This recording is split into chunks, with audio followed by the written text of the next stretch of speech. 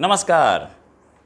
प्रधानमंत्री इमरान खान का भाषण ख़त्म हुआ और ख़त्म हुआ भाषण प्रधानमंत्री मोदी का।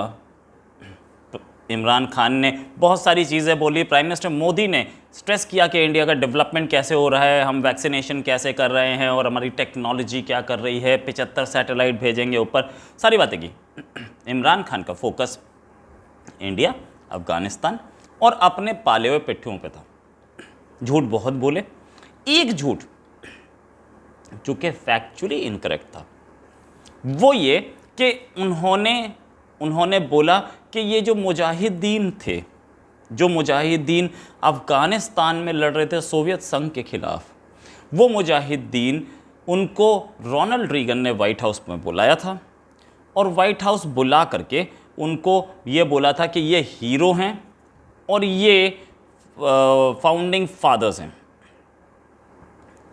अब उन्होंने बोल तो दिया, बोलने के बाद अब बेचारे रोनाल्ड रीगन तो जा चुके, तो इसकी तस्दीक कौन करेगा? ये कौन बताएगा कि ये सच है कि नहीं? रोनाल्ड रीगन तो उसे डिनाई नहीं कर सकते थे इस झूठ को कि ये ऐसा कुछ हुआ नहीं। करंट एडमिनिस्ट्रेशन, बाइडेन एडमिनिस्ट्रेशन, वो पुराने का क्या बोले?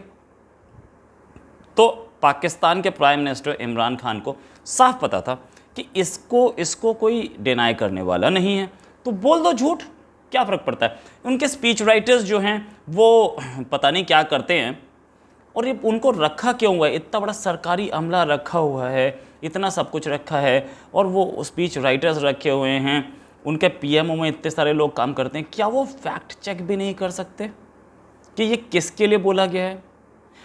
फैक्ट इज़, जब ये बाद में पता लगाया गया कि ये किसके लिए बोला गया था, तो पता चला कि 1985 में रीगन ने कंपेयर किया था निकरागुआ के रेबल फाइटर्स को, उनको बोला था हीरो हैं और फाउंडिंग फादर्स हैं। वो मुजाहिदीन नहीं थे, ना उसका पाकिस्तान से कोई रिश्ता था। निकरागुआ एक अलग कंट्री, वो अमेरिका में ही पड़ता है, नॉर्थ अमेरिका में, और उसको इन्होंने अपने हिसाब से बोल दिया। क्यों? क्योंकि व्हाट्सएप और ट्विटर पे जो ये पढ़ते हैं, व्हाट्सएप पे जो मैसेजेस आते हैं 99% फेक होते हैं। वही पढ़ के इन्होंने अपने स्पीच राइटर को बोला होगा कि इसको लिख दो। इनफैक्ट ये पहली बार नहीं हुआ, इससे पहले भी एक बार बोल चुके हैं। लेकिन पाकिस्तान में हुआ हंगामा कि भाई इतनी बड़ी गड़बड़ ये कैसे हुई?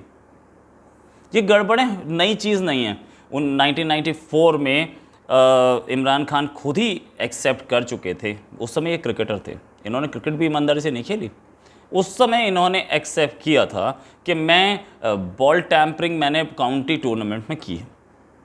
अब बॉल टैम्परिंग करने वाला या क्रिकेट में बेईमानी करने वाला आदमी वो प्राइम मिनिस्टर बन के बेईमानी नहीं बनेगा, ऐसा कौन करे? ये किसने बोल दिया? प्राइम मिनिस्टर बन के ईमानदार रहेगा ऐसा उम्मीद भी नहीं की जा सकती। इनफैक्ट पाकिस्तान के कुछ जर्नलिस्ट ने, पाकिस्तान के कुछ इंटेलिजेंसिया ने और पाकिस्तान के कुछ पढ़े लिखे लोगों ने इस बात को बहुत सीरियसली लिया और बोला कि भाई ये एक इंटरनेशनल फोरम में आप यूएन में बोल रहे हैं, वहाँ गलत फैक्ट दे रहे हैं, हमारे कंट्री की क्या इज्जत रह गई? ये भी बोला गया कि इनके स्पीच राइटर को नौकरी से निकाल दिया जाए।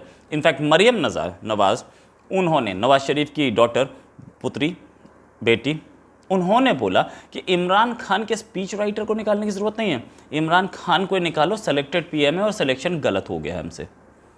और उसके बाद ये भी एक फॉर्मर अफगान डिप्लोमेट हैं मोहम्मद साइकिल, उन्होंने बोला कि ये तो पाकिस्तान एक्सपोज हो गया और इसमें ये भी अब इसको डिनाई भी नहीं किया जा सकता कि वो झूठ बोल रहा था। अब जहाँ तक बात फैक्ट गलत चेक हुआ, ये पहली बार नहीं हुआ है। यूएन में पाकिस्तान ने झूठ बोला, पहली बार नहीं हुआ है। 2017 में मलिहा लोधी ने फ़ोटो दिखाई, बोलिए कश्मीर की एक लेडी है जिसके ऊपर इंडियन उसने पैलेट गन से मारा गया है, इंडियन फोर्सेस ने मारा है। वो फ़ोटो एक अवार्ड विनिंग फ़ोटो थी जिसको इंटरनेशनल कंपटीशन में अवार्ड मिला था, और वो फ़ोटो सीरिया की थी। अब इंटरनेशनल कंपटीशन में जो अवार्ड मिल रहा है, उस फ़ोटो को पाकिस्तान में किसी ने देखा नहीं। क्या वहाँ अखबार नहीं छपते? क्या अखबार पढ़े नहीं जाते? आजकल 2017 में मेरे हिसाब से इंटरनेट आ चुका था, इंटरनेट पे सर्च बहुत चलता था, गूगल भी उस समय तक था, ट्विटर भी था, व्हाट्सएप भी था, तो क्या उस फोटो को चेक नहीं किया जा सकता था? किया जा सकता था, बट नीयत नहीं थी। इनको लगता है कि हम जो झूठ बोल रहे हैं सब मानेंगे।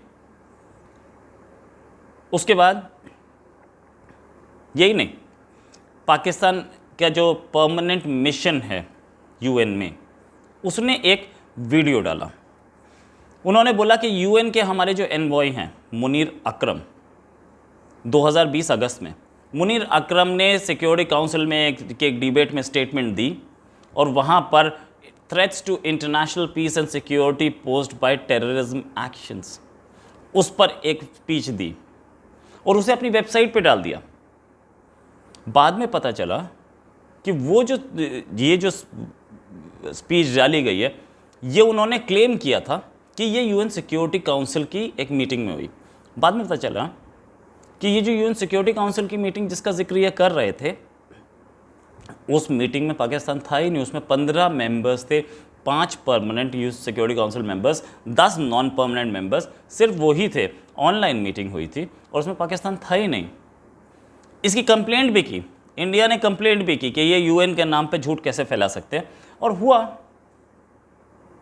यही प्रधानमंत्री इमरान खान, इन्होंने अभी कुछ साल पहले, मतलब पिछले साल एक वीडियो ट्वीट किया कि यूपी पुलिस जो है वो एट्रॉसिटी कर रही है। कोई मारपीट का वीडियो था कि यूपी पुलिस एट्रॉसिटी कर रही है इंडिया में मुस्लिम्स पे। वो 7 साल पुराना बांग्लादेश का वीडियो निकला फैक्ट चेक में। अच्छा, जहाँ तक बात ये कि ये इन्होंने 3 साल पूरे होने के उपलक्ष्य में एक ब्रोशर निकाला और बहुत कुछ निकाला।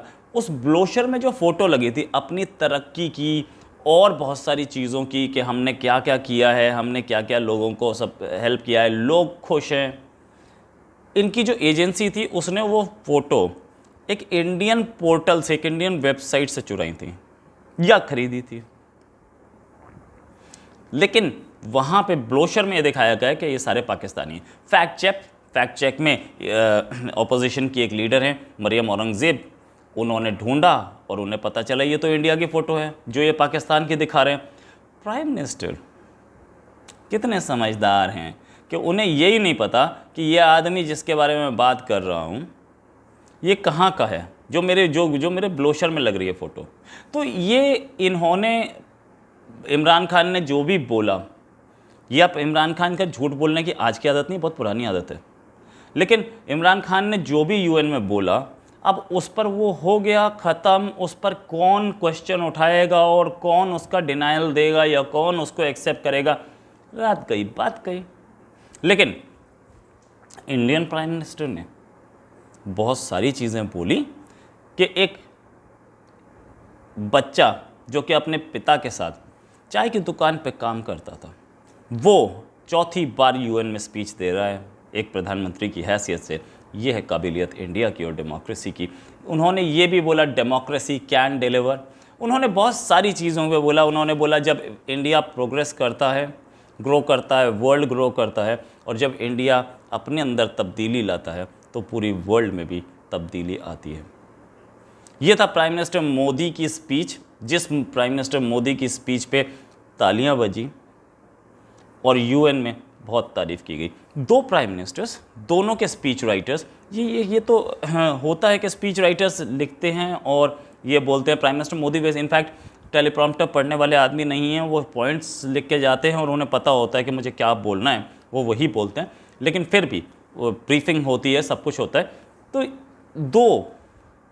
दो अलग अलग प्राइम मिनिस्टर्स, दोनों के फोकस अफ़गानिस्तान पे कैसे फोकस किया है प्राइम मिनिस्टर मोदी ने, ये सबके सामने है।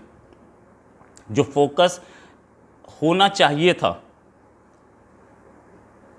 डेवलपमेंट पे, वो वहीं रहा, हिला नहीं। पाकिस्तान के प्राइम मिनिस्टर ने डेवलपमेंट पे कोई फोकस नहीं किया। थोड़ा हल्का बोला कि हम सोलर एनर्जी पे जा रहे हैं, हम इतने पेड़ लगा रहे हैं, लेकिन बाकी वो घुसे फिर इंडिया को गाली देना शुरू और तालिबान को सपोर्ट करना। उस सबसे इनकी अचीवमेंट तो नहीं दिखी, और अचीवमेंट हो भी तो बताएंगे ना। तो फैक्ट रिमेंस कि अब ये एक और इमरान खान के लिए नया बदनामी का दाग आया है कि यूएन में झूठ बोल के आए, और इसके बाद कोई क्लैरिफिकेशन मुझे नहीं लगता कभी आएगी। शर्म हमको नहीं आती। नमस्कार, जय हिंद।